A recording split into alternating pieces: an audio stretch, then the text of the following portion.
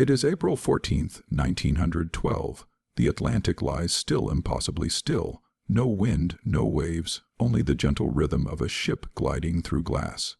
The RMS Titanic, the largest moving object ever built by human hands, drifts beneath a cold, starlit sky. The air is sharp, almost brittle, holding a silence so complete that even the sea seems to be listening. On deck, passengers wrapped in overcoats admire the heavens. There's no moon tonight, only stars, countless and brilliant, stretching across the horizon like spilled diamonds. Some claim they've never seen the night look so clear. They don't know it's the kind of clarity that only comes before disaster. Below, inside the glowing heart of the ship, life moves with quiet contentment. In the first-class lounge, soft piano music echoes beneath crystal chandeliers. A few couples linger over champagne, their laughter mixing with the hum of conversation. They believe they are sailing on a fortress, a triumph of technology, too grand to fail. In second class, the mood is simpler but no less happy. Travelers read, talk, write letters to loved ones across the sea. A group of young men plays cards, joking about how soon they'll be stepping onto American soil. For many, this voyage is a promise of new beginnings, of better lives. And deep below, in third class, the energy is entirely different. Families huddle in narrow bunks, rocking babies to sleep, dreaming of cities they've only seen in photographs. The smell of coal, oil, and sea air fills the corridors. They are the hum of humanity, the pulse of hope running through the ship's steel veins. Yet above it all, on the bridge, the officers stand watch. The temperature has dropped sharply. Breath fogs in the air. Ice warnings have come in throughout the day, 6 in total, but to most aboard, it's nothing more than routine. After all, the Titanic is unsinkable. Isn't she? At 10:00 p.m., the ship sails at full speed just under 22 knots. The sea remains like glass, smooth and deceptive. The lookouts in the crow's nest peer ahead, straining their eyes against the darkness. Without wind or waves, icebergs give no warning splash. They simply sit, waiting, silent. The captain, Edward Smith, walks quietly from the bridge, taking one last look at the horizon. He's commanded ships for nearly 40 years. He knows this sea, its moods, its tricks. Tonight, though, it feels different. There's an edge in the air, a stillness too deep. He returns to his cabin to rest. It will be his final night at sea. The clock ticks past 11:00 p.m. Most passengers have gone to bed. The lights of the ship glow softly against the dark expanse of water. A floating palace adrift in nothingness. The engines hum steadily. Somewhere in the distance, a faint ripple breaks across the surface, then fades. Up in the crow's nest, 2 men stand wrapped in heavy coats. Frost has gathered on the railings. Their eyes ache from staring into the void, black ocean blending into blacker sky. They have no binoculars tonight. They were forgotten in a locked cabinet miles away in Southampton. At 11:30 p.m., the Titanic continues forward, unaware of what lies just ahead. The temperature hovers at 28 degrees Fahrenheit. A layer of ice begins to form on the ship's rigging. Stars glimmer like cold fire.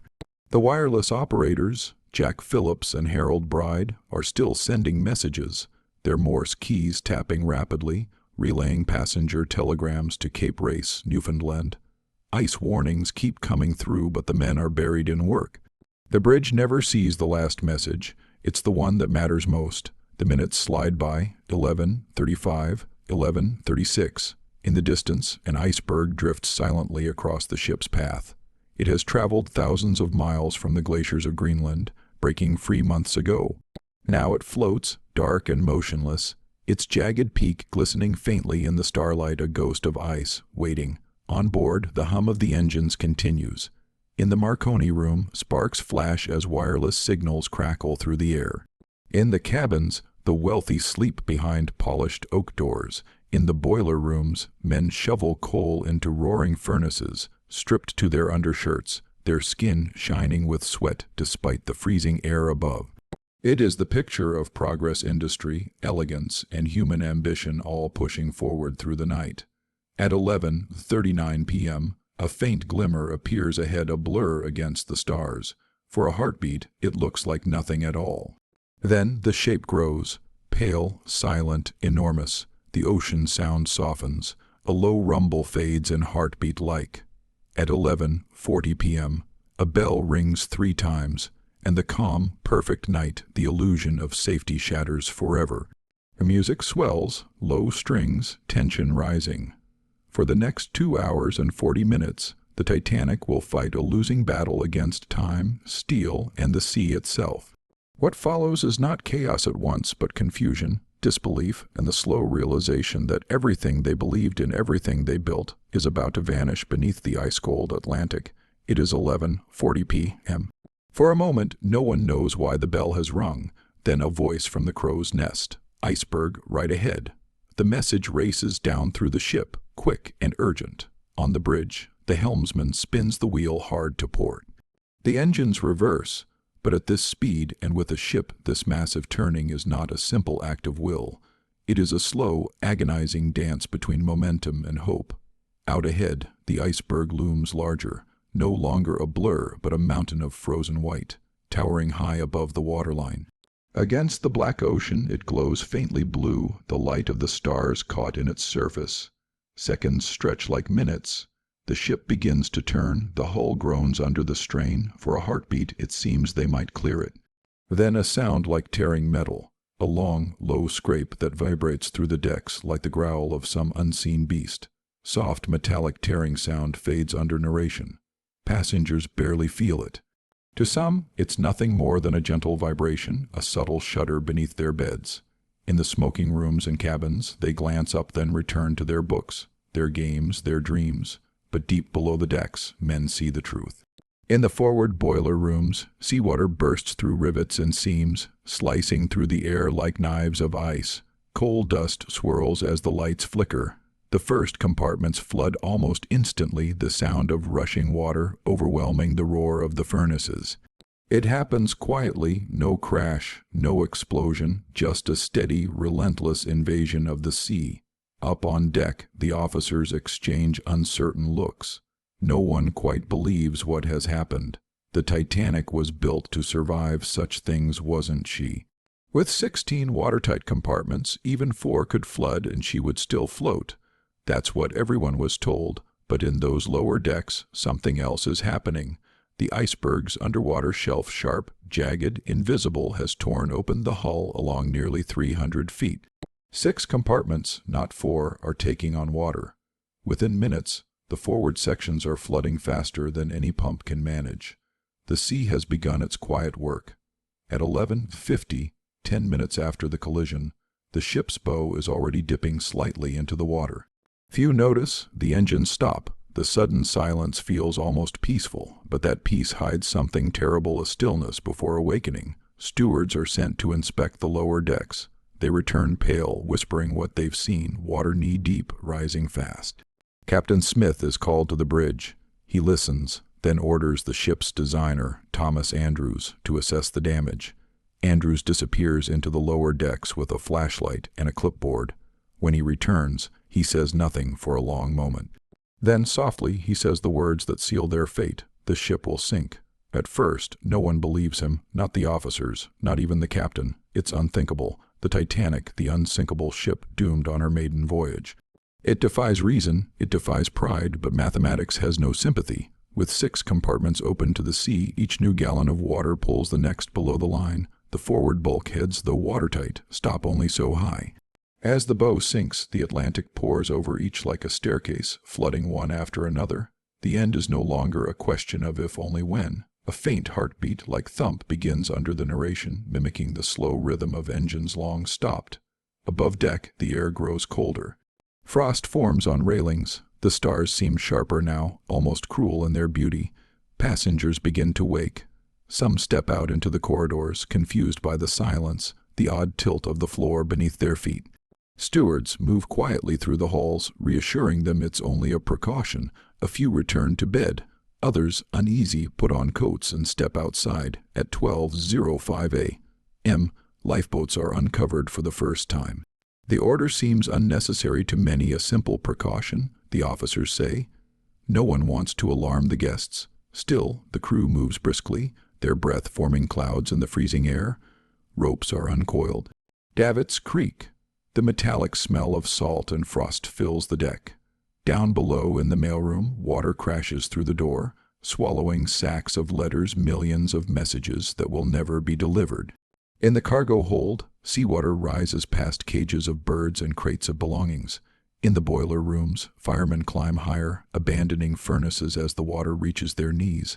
The sound is deafening, rushing, hissing, roaring like the voice of the ocean reclaiming what was always hers. By 12:15 a.m., the list to port is visible. Dishes slide from tables. A few passengers joke nervously. Others begin to worry. In first class, evening gowns and tuxedos appear on deck, disbelief written across elegant faces. In third class, confusion reigns. Doors are locked, passages unfamiliar. Many don't understand English. They gather their children, waiting for someone to tell them what to do. No one realizes it yet, but the time they have left can be measured not in hours, but in breaths. At 12:20, Captain Smith gives his first true order of the night.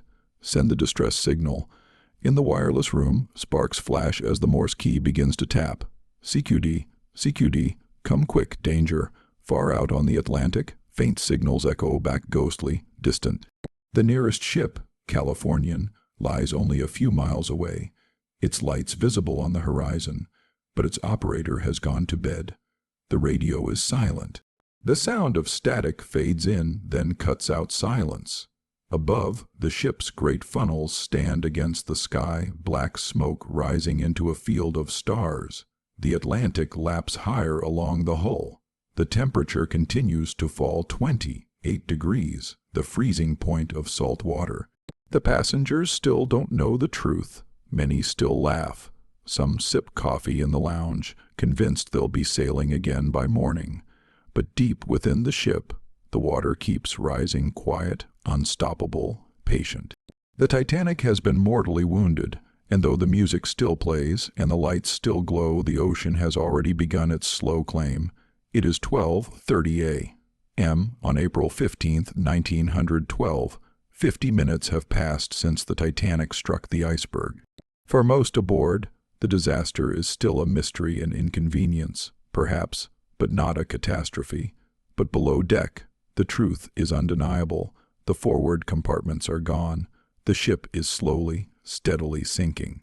On the bridge, Captain Smith stands motionless, the weight of realization settling over him. The pride of his career, the largest ship in the world, is dying under his command.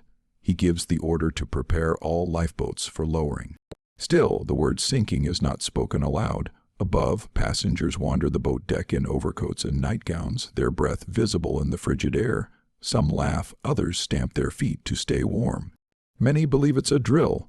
After all, how could a ship like this, a floating city of steel, truly be in danger? At 12:40 a.m., the first lifeboats are loaded.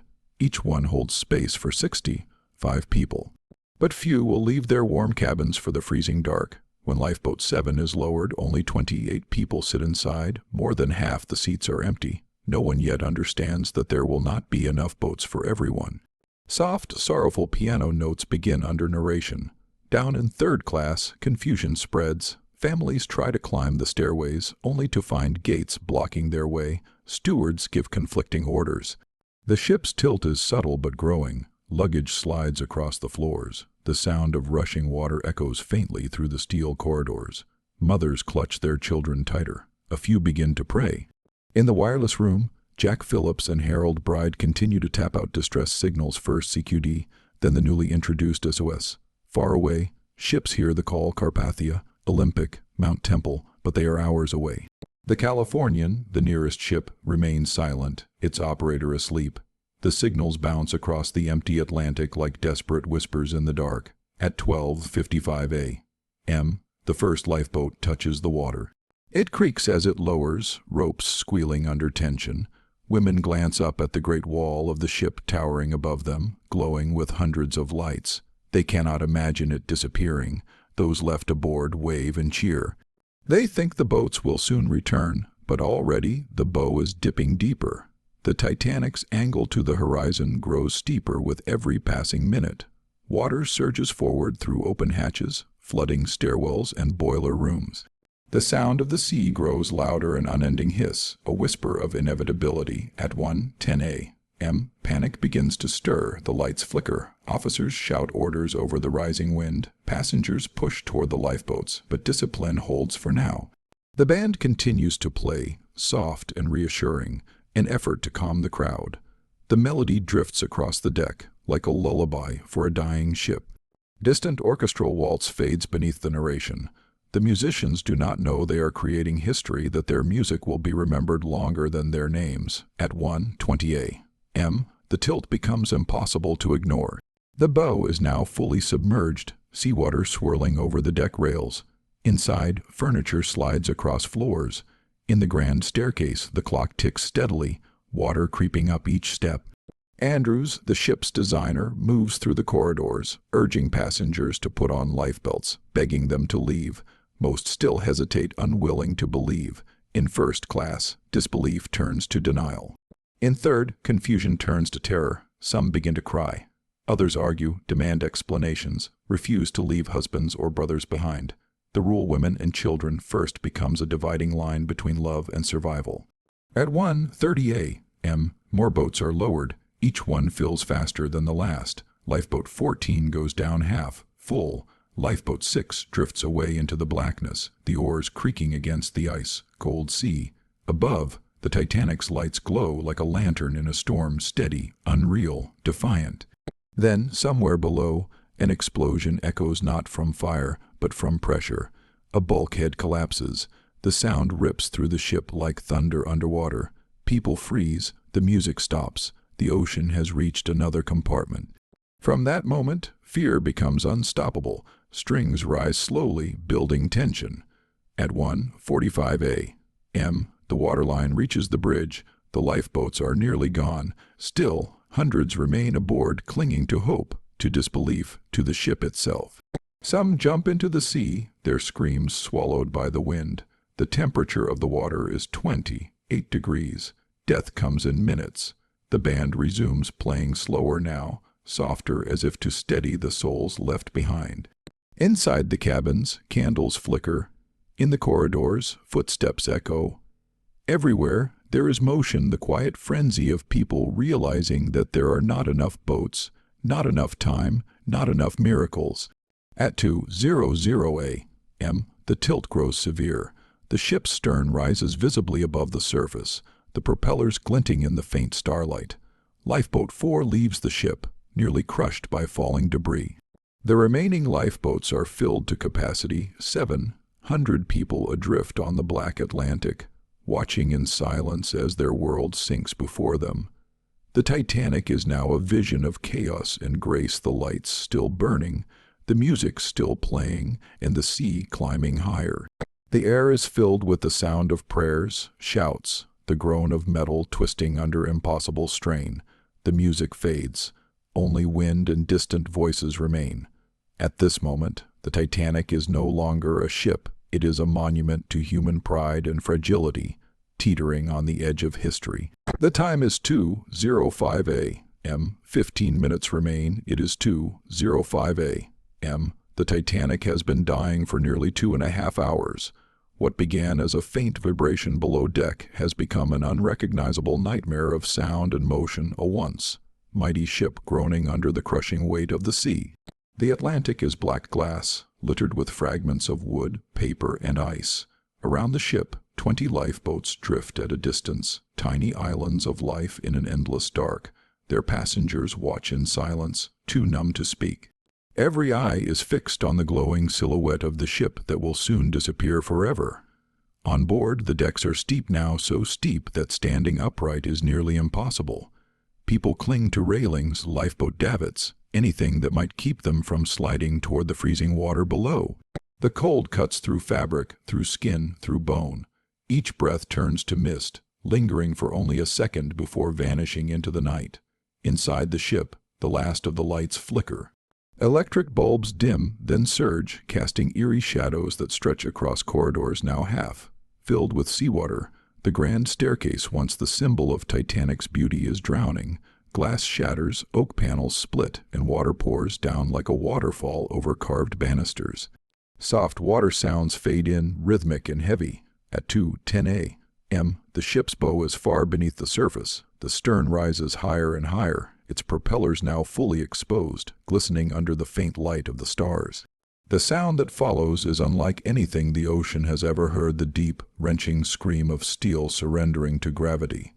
The ship is breaking apart. Beneath the surface, bulkheads buckle, rivets shear away, and the immense pressure tears the vessel in two.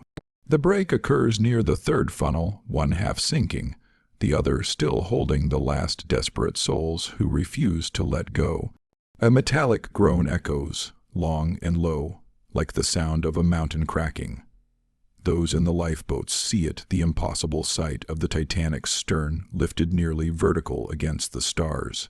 The last lights glowing dimly like candles in a storm. And then everything falls silent. For a heartbeat, it seems frozen in time, a monument of steel against infinity. Then gravity wins. The stern plunges down, twisting as it falls. Hundreds of people cling to railings, to ropes, to each other, and are swallowed by the sea. The water erupts in a roar of foam and darkness. The lights vanish. The sound of the ship tearing apart echoes deep beneath the surface, a thunder no one will ever hear again. All sound cuts to silence, just the faint hiss of the wind. It is 2:20 a.m. The RMS Titanic is gone. Where moments ago stood the largest ship in the world, there is now only ocean, flat, dark, endless. Debris floats where the deck once gleamed, fragments of wood, overturned chairs, a single piece of music paper drifting across the waves. The people in the water cry out, hundreds of voices, thin and broken, calling for help that will not come. The sound carries over the sea, fading, weakening, dying one by one. The temperature of the water is 28 degrees. In 10 minutes, limbs go numb. In 15, consciousness fades. In 20, silence returns. The lifeboats, scattered in the darkness, hear the screams. Some turn back, but most stay where they are, paralyzed by fear, by confusion, by disbelief. They watch, helpless, as history drowns before their eyes. A single, haunting violin note rises and fades. The stars above shine with cruel indifference. No storm, no waves. Just stillness, the kind that only comes after something enormous ends. For the survivors, time loses meaning. Minutes stretch into eternity. The sea is calm again, as though it has swallowed the evidence of what happened, as though it has no memory of the ship, or the thousands of lives that vanished beneath it. At 3:30 a.m., a faint light appears on the horizon, a ship responding to the distress call at last. The Carpathia, racing through the night, arrives to find only darkness and debris. They pull survivors from lifeboats, one by one, wrapped in blankets, shivering, silent. Of the more than 2,000 souls who left Southampton, only 706 remain alive. Soft orchestral score builds slow, mournful. In the stillness that follows, there are no words, only faces staring into the dawn, numb, hollow, disbelieving. Behind them, the Atlantic stretches endlessly, calm and merciless. As the sun rises, the horizon glows gold and pink. The same light that once glinted off Titanic's decks now reflects on the open sea, a cruel reminder that nature remains untouched, unchanged, unaware. By morning, the ocean will look as it always has. The waves will roll, the gulls will cry, and beneath 2 miles of freezing water, the ship will rest broken, silent, eternal. The music fades to a slow heartbeat rhythm, echoing faintly like the pulse of memory. They called her unsinkable. They said no force on earth could bring her down, but the truth is what sank that night wasn't just a ship. It was an idea, the belief that human mastery could ever stand above the power of nature. And what they never told us about those final hours is not only how the Titanic sank, but how quietly she did it. No explosion, no storm, just silence and the slow surrender of steel to sea. Long pause. Then the faint sound of waves fades into a whisper. For those who listen carefully, the ocean still remembers. Dawn breaks over the Atlantic. The water glows with the first light of morning, pale gold over an ocean that has already forgotten the night's horror. In that light, small boats drift aimlessly. Inside them, the survivors sit motionless, wrapped in silence and soaked wool. Their faces are gray with exhaustion, their eyes unfocused, staring at the place where the Titanic vanished only hours ago. No one speaks. There's nothing left to say. The Carpathia appears on the horizon, her funnels rising like a promise through the mist. When she finally reaches the lifeboats, the survivors are too weak to stand. Sailors lift them one by one from the small crafts, carrying them aboard in near silence. Some weep softly. Others stare into the distance, their minds still trapped somewhere in the freezing dark. Soft sounds of wind and muffled footsteps under narration. On the deck of the Carpathia, blankets are handed out, tea poured, hands held. Captain Rostron orders silence, no celebration, no noise, only care and quiet. The ship's doctor moves from one survivor to the next, tending to frostbite, hypothermia, shock. For every person saved, another 3 have vanished beneath the waves. Some cling to the hope that loved ones might still be found. Others already know, they saw them fall. The only sound now is the ocean calm again, almost serene, as if mocking the chaos it has claimed. At 8:50 a.m., the Carpathia turns west toward New York. In her cargo hold are 20 lifeboats and 706 souls, all that remains of the Titanic. Soft orchestral strings rise, carrying quiet grief. Word of the disaster travels across telegraph wires faster than the ship itself ever moved. In London, in New York, in Paris, disbelief spreads like a shadow.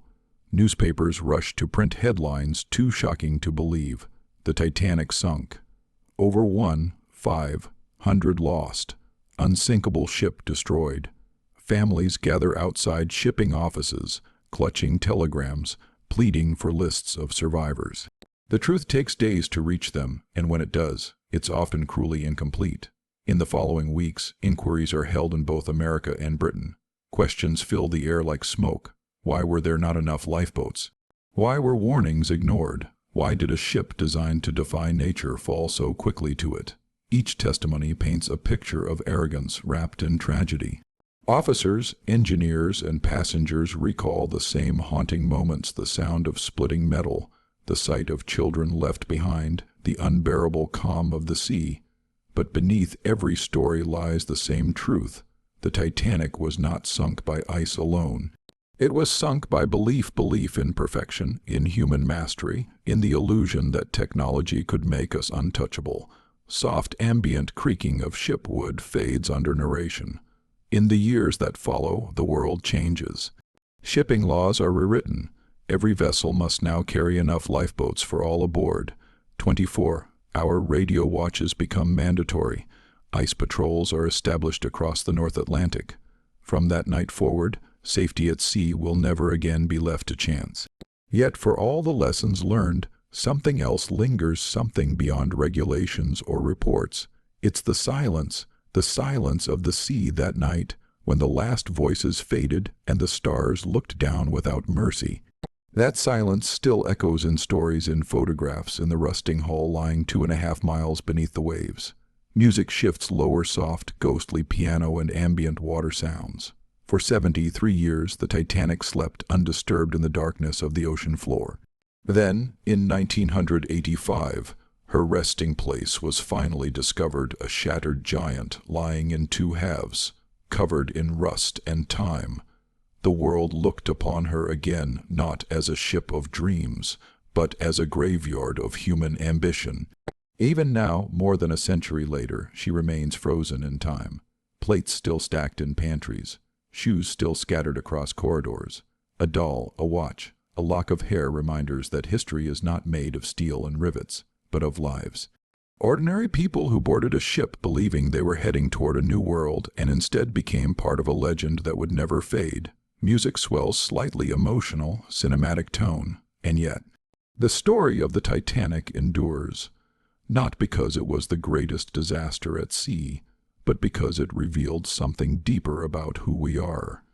It showed how fragile our confidence can be, how easily progress turns to pride, and how, in the face of nature, we are all small. Each time someone speaks her name, the Titanic rises again, not from the ocean, but from memory. The flicker of her lights, the echo of her engines, the murmur of her passengers at dinner all replay in the imagination of those who still wonder what it must have felt like to be there.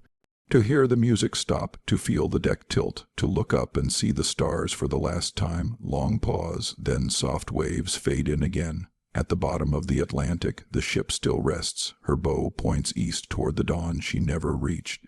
Her clock hands frozen forever at 2:20 a.m. A century has passed, yet her story remains eternal, a reminder carved in salt and steel that even the grandest dreams can sink, and that every triumph of man eventually meets the humility of nature. Soft final piano note rings out, followed by silence. The Titanic's final hours will always belong to history, but her lesson, her quiet warning, belongs to all of us.